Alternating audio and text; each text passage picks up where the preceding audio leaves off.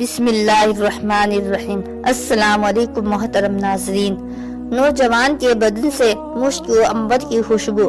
حضرت علامہ عبداللہ بن اسد یافعی رحمہ اللہ نے فن تصوف میں ایک کتاب لکھی ہے، اس کا نام الترغیب والترہیب ہے۔ اس میں انہوں نے ایک نوجوان کا واقعہ نقل فرمایا ہے کہ ایک نوجوان سے ہمیشہ مشک و عنبر کی خوشبو مہکتی تھی۔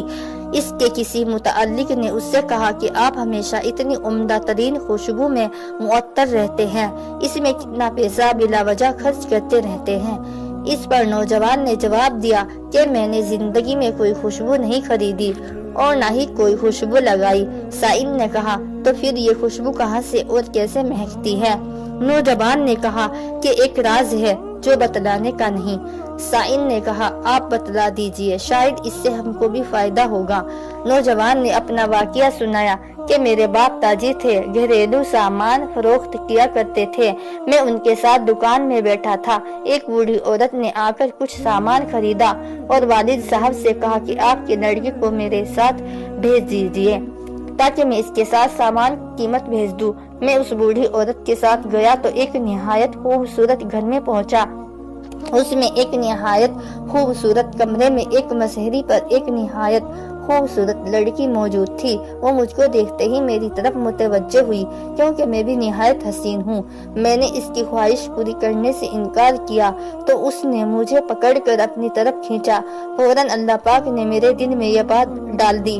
میں نے کہا کہ مجھے قضاء حاجت کے لیے بیت الخلا جانے کی ضرورت ہے۔ اس نے فوراً اپنی باندیوں اور خادموں سے کہا کہ جلدی سے بیت الخلا ان کے لیے صاف کر دو۔ میں نے بیت الخلا میں داخل ہو کر خود اجابت کر کے نجاست کو اپنے بدن پر اور کپڑوں پر مل لیا اور اسی حالت میں باہر آیا۔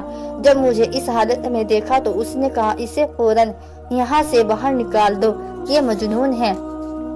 میرے پاس ایک درہم تھا، میں نے اس سے ایک صابن خرید کر ایک نہر میں جا کر غسل کیا اور کپڑے بھی دھو کر پہن لیے، اور میں نے یہ راز کسی کو بتلایا نہیں۔ جب میں اسی رات میں سویا تو خواب میں دیکھا کہ ایک فرشتے نے آ کر مجھ سے کہا کہ اللہ تعالیٰ کی طرف سے تم کو جنت کی بشارت ہے اور معصیت سے بچنے کے لیے جو تدبیر تم نے اختیار کی تھی اس کے بدلے میں تم کو یہ خوشبو پیش کی جا رہی ہے۔